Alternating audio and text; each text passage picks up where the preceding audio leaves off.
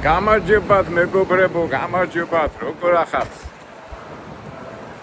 კარგად უნდა იყოს, კარგად. როგორ ხედავთ, ჩვენ უკვე ვიმყოფებით ნიუ-იორკში. პატარა საქმეები მაქვს გასაკეთებელი. ასეა ხომ რა, რო ჩამოდივარ.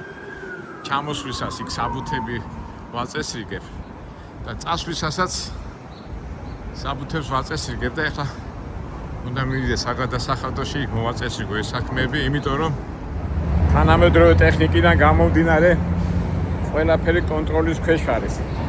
ეხლა ზოგჯერ ადამიანებს გონიათ, რომ რაღაც თავისუფლად გონიათ თავიანთი თამა არა, ეხლა ონლაინი და კომპიუტერი მაგის საშუალებას იძლევა და პატარა შეცდომა, პატარა არასწორი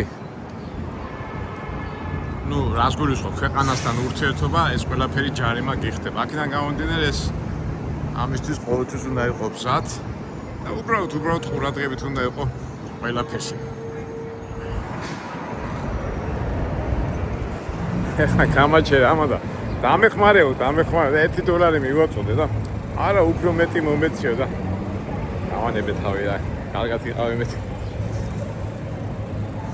კაი, ესე იგი გავაგრძელო ჩვენი ვიდეოების გადაღება რა. ნიუ-იორკში მომიწევს 2 დღე ყოფნა და 2 დღეში ალბათ რაღაცებს ვნახავთ, მაგრამ მოდი დღეს დაემთხვა სამშაბათი და ვინაიდან სამშაბათია, სამშაბათობით ჩვენ ვლაპარაკობთ პოლიტიკურ თემებზე. ზოგჯერ პერიოდულად გავიფიქრებ ხოლმე, მოდი ამ პოლიტიკურ თემებზე არ ვილაპარაკოთ მეთქი. იმიტომ სხვანაირად გებულობენ, მაგრამ წინა ვიდეოშიც გითხარით, რომ რატო ვიღებ პოლიტიკურს, ეხლა დიდი პოლიტიკური მიმომხილველი და ანალიზის სპეციალისტი არა ვარ, მაგრამ მე როგორც ჩვენი არხიდან გამომდინარე, ჩვენ როგორი არხი გვაქვს, რომ უბრალოდ ადამიანი როგორ უმკლავდება საქმეებს, თავის მიმდინარე წვრილ პატარა საქმეებში გინდა არ გინდა ამ სამყაროში ცხოვრობს. და აქედან გამომდინარე, მე მიმაჩნია, რომ უნდა იცოდე ეს პოლიტიკა. უბრალოდ რო არ დაზიანდე ეხლა რა ფული გადამივარდა და ქარია. всё, იმედი აღარ წაიღებს ქარი. ხოდა რას ვამბობდი? არ გინდა აგიწევს ცხოვრება სამყაროში და რო არ დაზიანდე, გაერკვე, სწორი დასკვნა გამოიტანო და უბრალოდ არ დაზიანდე. აი ეს არის მთელი ჩვენებური ანალიტიკური საუბარი ამ პოლიტიკაზე. და ბოლოს პატარებით ხო აღარავად რაღაცა ცხოვრებაში ნანახი გვაქვს. ჩემი რუბრიკიდანაც ხო ხდებით ფული, ჩემ ცხოვრებას რომ მიუყვება, იქაც ხო პოლიტიკურ თემას განვიხილავ. გინდა არ გინდა, სპეციალისტებს არ ვიძახი, მაგრამ ვართ და ვიცი და ბოლოს ვისაც უნდა, ვისაც არ უნდა, სუმაგას ვიძახით, რომ როგორც თქვენზია, მოგეწონებათ უყურეთ, არ მოგეწონებათ არ უყუროთ. ჩვენ კიდევ ჩვენი საქმე გავაკეთოთ. ყოველთვის ვამბობ, ჩვენი ვიდეო როლები, ჩვენი აზრები ადამიანებს თუ გამოადგება და გამოიყენებენ, რაჯობია მაგას. მე მაგისთვის ყოველთვის მზათა ვარ და უბრალოდ გამიხარდება. ადრეს გითხარით და დავამატებ, ესე იგი ჩემი ინფორმაცია მოდის, ზოგადად ეხლა ჩვენ თანამედროვე დროში ამ ინფორმაციას ვიღებთ ტელევიზიიდან, გაზეთებიდან და მეც არა ვარ გამონაკლისი და ერთადერთი ეხლა ადრეს გითხარით CNN-საც უსმენ, Fox-საც უსმენ, CNN უფრო ლიბერალური ტელევიზია და რადიოა, Fox-ი უფრო სამთავრობო ეს ამერიკაში. ჩვენ ქართულ ტელევიზიას რუსულებს და ეხლა ამ ბოლო პერიოდში დავამატე ანალიტიკოსების ანალიზები. ეხლა ონლაინი მაგის საშუალებას იძლევა და ესე დავამატე და აი ამას ყველაფერს ერთად რო ვაერთიანებ, მე უკვე გამომაქვს ჩემი დასკვნა და ამ ჩემ დასკვნებს უკვე იზიარებთ თქვენ. რა ვიცი. დავიწყოთ არა? ესე იგი, აქ როგორ არის ხოლმე უცბად რაღაცა თემა გავცერდება იმაში მედიაში და ყველა აიტაცებს ხოლმე, ზოგჯერ უსმენ ხოლმე. არაფერი განსხვავება არ არის, სხვაგან თუ ინგლისურად ლაპარაკობენ, სხვები ქართულად, რუსულად და ასე შემდეგ და ესეთი ყურადღება მოიპყრო ძალიან გავცედა ხმა, რომ ესე იგი ამერიკა-ირანის ომში გამოაცხადეს, რომ ირანელებმა აუფეთქეს კატარში ერთ-ერთი რაღაცა სამხედრო დანიშნულების თუ რაღაცა ბაზა ამერიკელების და ასეთი რაღაცა განაცხადეს, რომ ააფეთქეს. ესე იგი ამ ბაზაში იყო ამინდის კლიმატის შეცვლის რაღაც საშუალება ტექნოლოგია და თითქოს ღაპავს ლაპარაკობ არა მაგრამ აი გამახსენდა იცით რომ გახსოვთ ჩვენ აფხაზეთში რომ ვომოვდით და ეშერას რომ გაიძახოდნენ ხოლმე და არ არის ღაპარია არ არის ღაპარი და რუსები არ თმობდნენ ამ ეშერის მიწისქვეშა სანახავებს და გახსოვთ არა იქ ამბობდნენ რომ ეშერის მიწისქვეშა სანახავებიდან კონტროლდება მიწისძვრის ამბები და სპიტაკში რო იყო ეს მიწისძვრა იქიდან გააკონტროლესო და გეხსოვებათ აბა არა ეს მართალია არ არის მართალი მაგრამ ნუ რაღაც ხოიც ყოველ ჭორში თუ არა სიმართლეში რაღაც სიმართლე არის და უცბად აი გავცედა ეს ამბავიც რომ თურმე ეს კატარიდან ეს ამერიკელები აკონტროლებდნენ ამინდის კონტროლს თითქოს ღაპას ვამბობ ანუ ტენიანობის აშრობდნენ და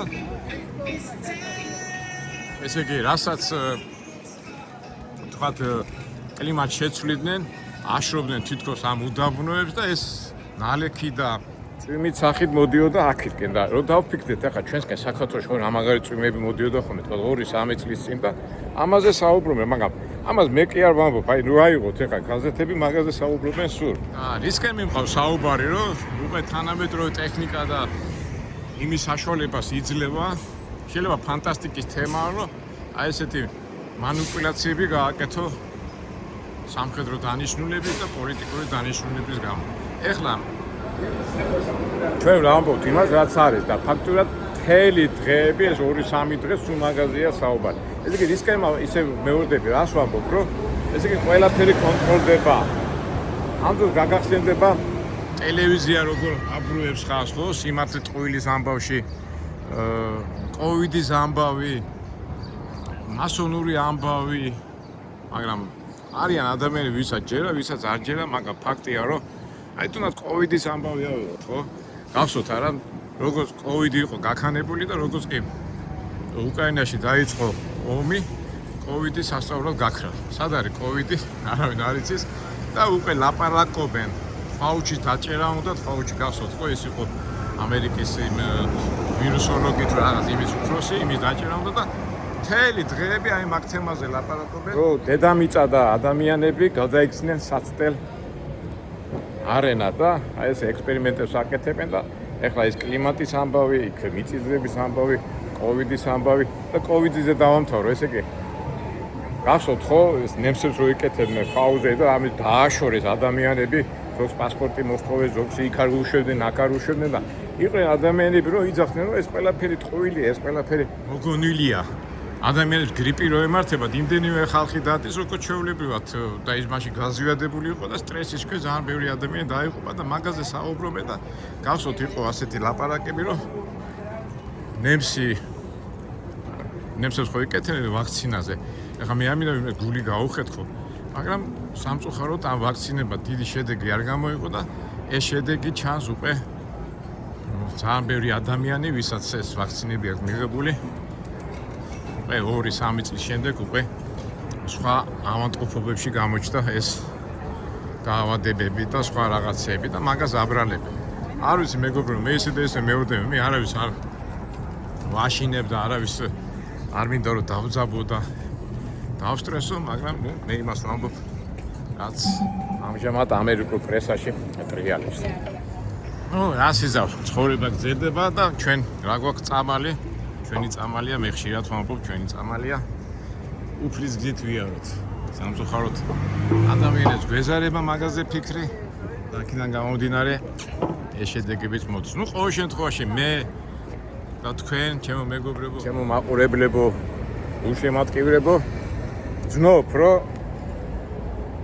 უმეტესი ჩვენი მაყურებლებისა მორწმუნე და მეც გზით მიდიან და ნუ არჩევანი თავისუფალია, ეს ყველა თვითონ ირჩევს თავის გზას. მე ვიცი რომ ერთადერთი გარდაჩენის და უბრალოდ წყნარად რო ვიყოთ, ეს არის მერთან ახლოს ყოფნა.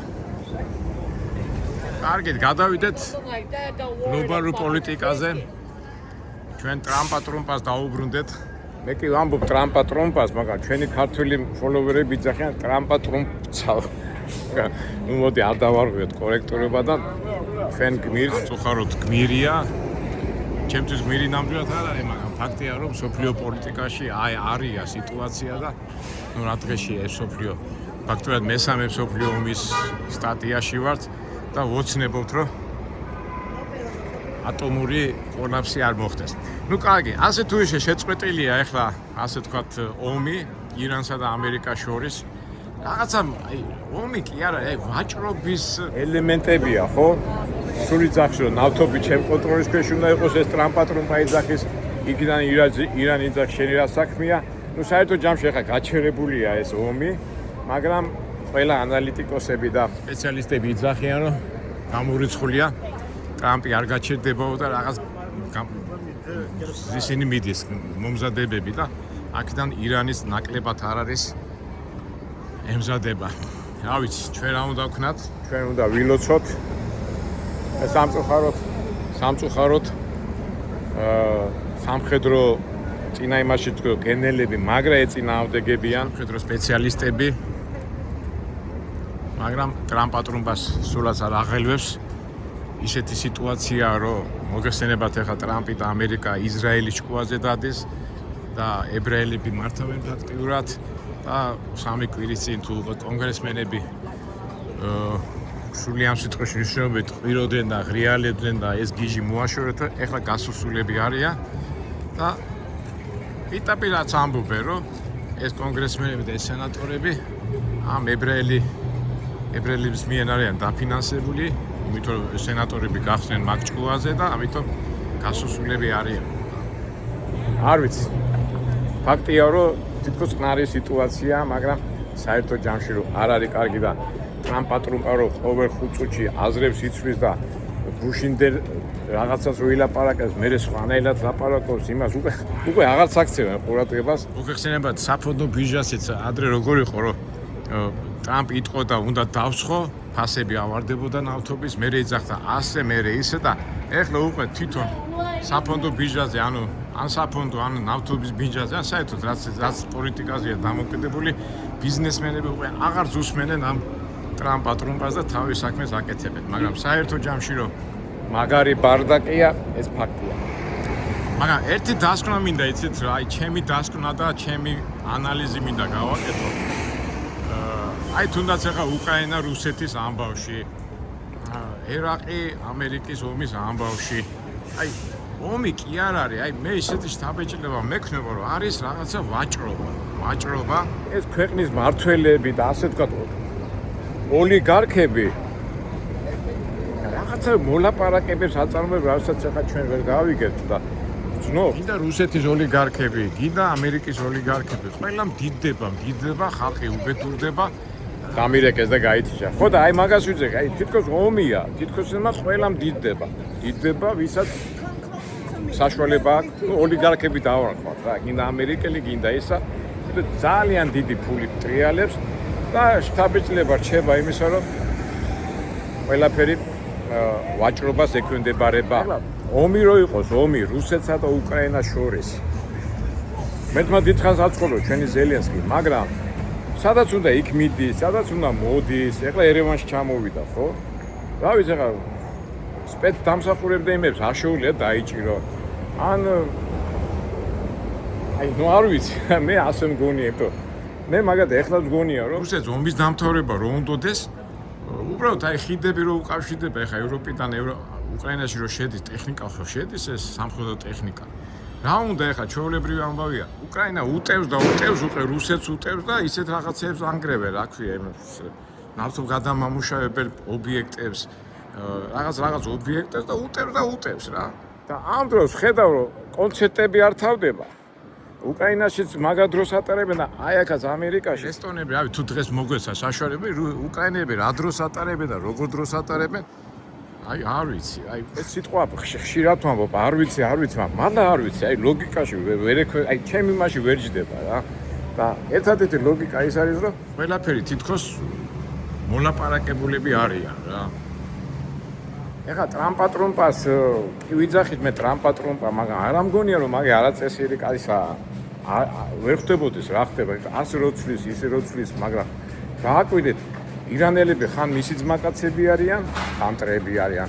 ხან თურმე ირანელები ყოველ 1 საათში ურეკავენ რომ მოაწესგონ ომი, მეორე დღეში ძახის არაო. ეხლა ჩინელებს ეძახი ჩემი მეგობრებო ბარიაო, დღეს ეხლა სანქცია გამოუცხადა. აი რა არის ეს მეგობრებო ხო რომ დაფიქრდეთ რა. აი თქვენ როგორ ფიქრობთ? აი რა ხდება სოფლიოში, ნუ? ერთადერთი მოკლე სიტყვა ქვია ამას ბარდაკი. და მინდა თავი და ბორო დავაკავშირო ერთმანეთში, მაგრამ ვერაფერს ვერ ვაკავშირებ რა. ალბათ ქაოსი და რა ვიცი, აი ზოგი ისტორიულ წიგნებს რო კითხულობ ხოლმე და რო უყურებ ხოლმე. ნუ თუ ასეც იყო ადრე, მაგრამ რა ვიცი, აი ვერ ხვდები. ეხლა აქ მეორე მომენტიც აიცით, აი თუნდაც შეფასებებში, თუნდაც ადამიანების ის აი იმ დღესაც ლაპარაკობდი ჩემ მეგობართან ერთად. ეხლა ეს ონლაინი და ეს ინფორმაცია ისე გავცედა, ყველას აქვს საშუალება რაღაცა თქვას, რაღაცა აზრი თქვას. ადრე როგორ იყო? გლეხი იყო, გლეხი, თავადი იყო, თავადი. გლეხმა იცოდა რომ მას განათლება არ ქონდა და უნდა ყოფილიყო თავის ადგილას. თავადი და მაღალ არისტოკრატიულ წრეს ქონდა განათლების საშუალება და აქედან გამომდინარე ყველა აკეთებდა თავის საქმეს, ხო? ეხლა მთავრობაში არ მოდიოდა დაბალი დონის, ნუ კაი გაგებით ვიძახი, ხა დაბალი დონის ეხლა იმას კი ვიძახე, გელეხი რახან არის დაბალი დონია, მაგრამ უბრალოდ თვითონ სოციალური სტატუსი არ აძლევდა მაგის საშუალებას, რომ სადღაც მაღალ თანამდებობებზე და მაღალ დონეზე მოხვედრილიყო, ბუნებრივია და ეხლა ისია აზელილი, ყველა პროფესორია, ყველა ნასწავლია, ყველაფერი იცის და ამ დროს საიდან იციან ეხლა მე ხშირად ამაგ ნალაპარაკები, რომ როდესაც ადამიანი ელაპარაკებდა რაღაც დისკუსიაზე რო ელაპარაკო, ისეთი წარმოდგენა გაქვს, რომ Facebook-ი ან ის გელაპარაკება რა, TikTok-ი. მასე არ არის მეგობრებო, აბა დააკვირდეთ, რა, მე ასეთი საბეთი გამარჯობა, მე შეიძლება მევცდები, მაგრამ აი, ნუ რისკი მიყვავს, რომ აზელილია ყველაფერი და ეს უფავს თხოვოთ, რომ ყველაფერი ისე მოხდეს, რომ უბრალოდ ატომური კოლაფსი არ მოხდეს დედამიწაზე. ეხლა მშვიდობა კი არის ამერიკასა და ირანს შორის, ხო? ვითომ, მაგრამ აი ევროკავშირიც რევს აკეთებს. აი ხა ერევანში ჩავიდა აზერბაიჯანისა და საქართველოს გარეშე უნდა რაღაც კავშირებზე გაკეთება. ევროკავშირისა გარეშე იმუქრებიან. წინა ვიდეოშიც გახსოვთ, ხო? იმუქრებიან, არ იციან ვინა ვართ, რა ვართ. აი ხა ადამიანთა გინდოდეს კარგი საქმის გაკეთება, მეგობრობა გინდოდეს და იმუქრებოდე ვერ ხდები. ან რაღაცა აკეთებდე და სულ წყენისა და იმის იმაზე იყო არ ვიცი. ნუ კაი ეს საერთაშორისო ის გამიხედა, მაგრამ ახლა წყენაზე ვილაპარაკობ, მოდი წყენაზე ჩვენ მდგომარეობაში გადავიდეთ პოლიტიკაში და მე უფრო ეკონომიურზე, რომელიც მართლა ადარდებს რაც ჩვენ ქვეყანაში ხდება.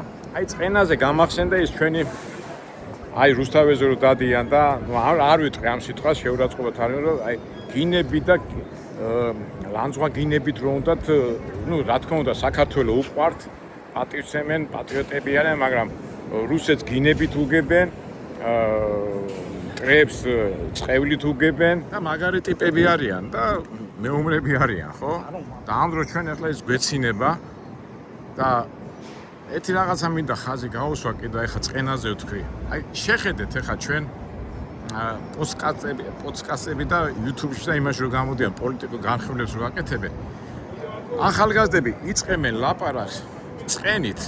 აი თითქოს პოლიტიკა ასე, აი მაგალითად ირანელებმა დაგჩაგრეს, თურქებმა დაგჩაგრეს, რუსებმა დაგჩაგრეს, ესეთები, ისეთები, ასეთები, მათთან არ ვილაპარაკებთ, რას ალაპარაკოა ესა?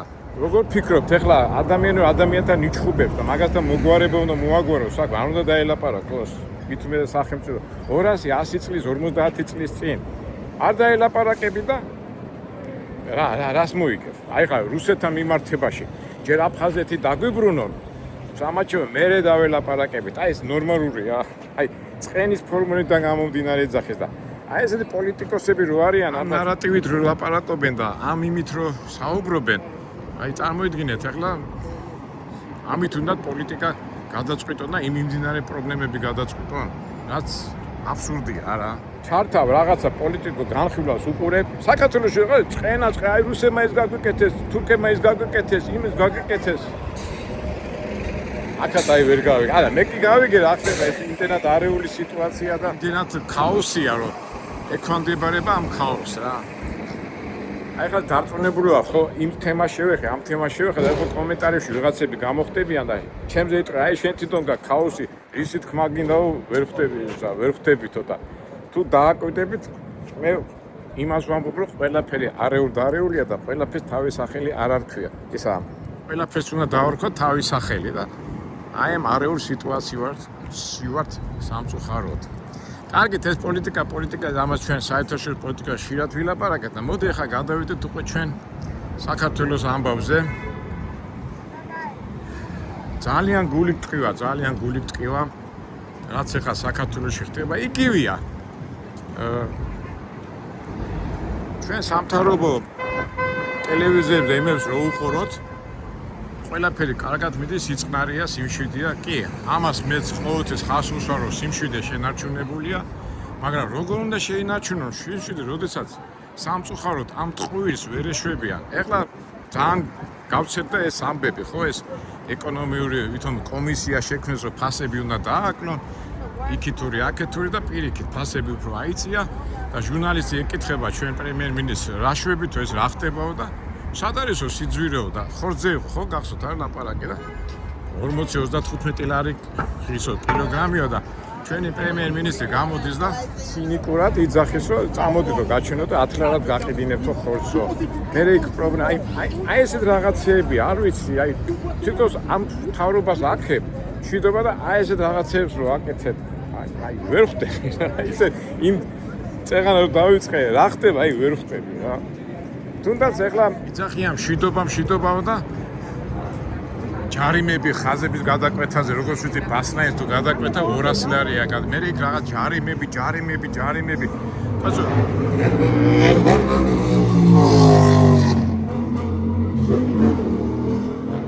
ოტოჩკა გიჟები, ასეთ ჩვენთან ხო დადიან ჩვენ. ხო, და რას ვამბობ? ჯარიმები და აბა წესრიგი როგორ გინდა შეინარჩუნოს საფრანგეთს. ბიჭო, საფრანგეთს და ევროპას რო ედრები. ესეთი მაგდენი ჯარიმი მანდაც არ არის, მაგრამ შეადარე ის ხელფასი რამდენი აქვს საფრანგეთში და ესპანეთში და იმებში. შეადარე იმაში, საქართველოში. და ნერვები არ მოგეშლება, გამოდის იმ დღეს ეს ჩვენი პრემიერ-მინისტრი და იძახის, რომ საფრანგეთში უფრო ძვირია, არა. საფრანგეთში უფრო ძვირია აქ და ხელფასებიო ჩვენთან უფრო კარგიო. და შეადარა, ეს კი საფრანგეთში არის 2500 ევრო თვეშიო და ჩვენთან რო საშუალო ხელფასიო 2500 ლარიაო. აი არ ვიცი და ეხლა რა სტატისტიკური მონაცემები მოყავს, როგორ მოყავს, მაგრამ ეს ხო აღიზიანებს, აი მე მაგრამ აღიზიანებს, ხო, იმიტომ რომ ტყუილია და ეხლა რატო უნდა ვიყო მე ტყუილში და ჩემი ხალხი რატო უნდა იყოს ტყუილში და ამით უნდა ეს მშვიდობა შეინარჩუნონ? არ ვიცი, ვერ ხვდები რა. აი ხლა ამერიკაში ვარ, ხო, ძვირი ქალაქია. დედას ფიჩა ვარ, აი რომ ვადარებ ფასებს, ეხლა თქვენ იცით რომ მე ცოტა მაღაზიებში, თემებში არ დავდიო, მაგრამ ეხლა ხუში რომ გესმის ასეთ სისულელეები და ვადარებ ფას აქა, ხო? არ ვიცი და რა არის საქართველოს ასეთი ძლიერი ქვეყანა და ასეთი ეკონომიური წინსვლა აქვს, რომ ფასები, სასწაული, უძრავი ქონების ფასები, კოსმოსური ფასები, არ ვიცი, აი ვერ ხვდები რა. ეს უცხოელები, ეს სხვადასხვა აზიიდან ჩამოსული ხალხი მუშაობს, ქართველები გარბიან, ის გარბიან, ნუ არ ვიცი და ამაზე ეძახიან ყველაფერი მშვიდობა საქართველოში და ის გაუბედურებები ამბებიც ეს არაბიზაციაზე რო არის და მაგაზეც ყველაფერი კარგად იქნება რა. მე მგონი კი არა, ეს ჩვენი ახლა ჩვენ სოფლიო ნაწილი ვარ და ეს ჩვენი მთავრობაც ამ საერთო ტყუილის იმაში ვართ რა. გარემოში.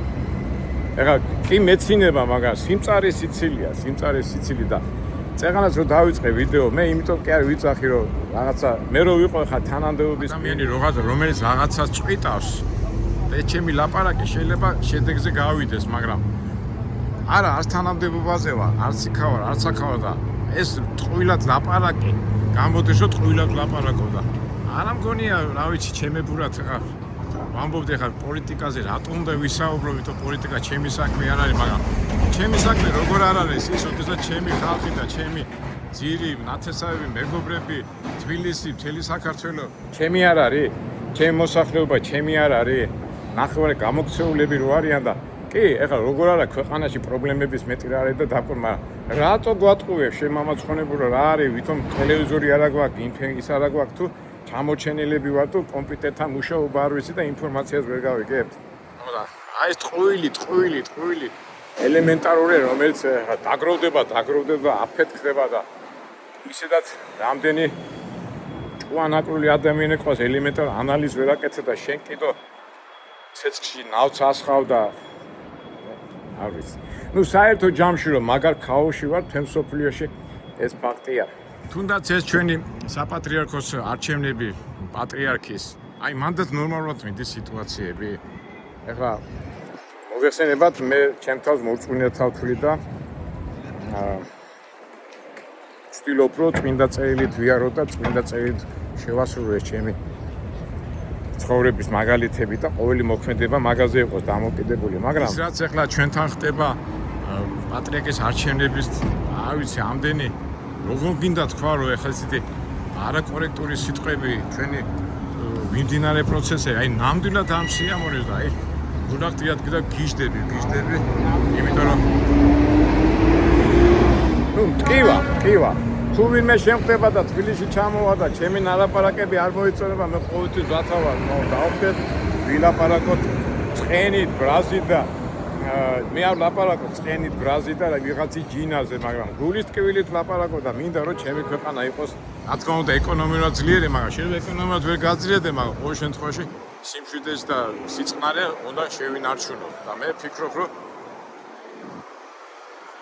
მაინც უნდა ვილაპარაკოთ ამ თემაზე, იმიტომ რომ სხვანაირად არ გამოვა.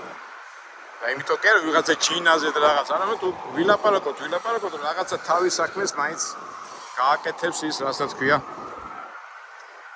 სწორი ანალიტიკური აზროვნება და გადაწყვეტილებები.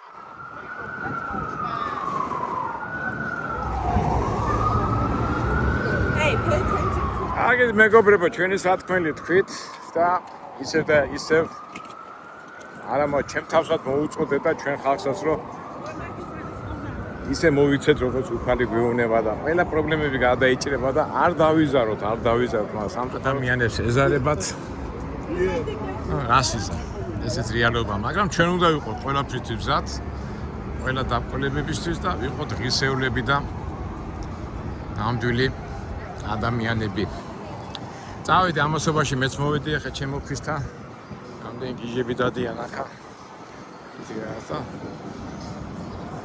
ვან მეგობრებო ვიქნებ წავალთ გადავწყვიტეთ დავათვალიეროთ აკვარიუმი ოკეანეში მაცხოვრებელი კაი აკვარიუმში და ზეგ წავალთ ბოტანიკურ ბაღში კარგით აბა დაგემშვიდობებით და შევხვდებით იმედია მომავალ საინტერესო ვიდეოებში ყველას გესურვებთ წარმატებას, ბედნიერებას და სულიერ სიმშვიდეს.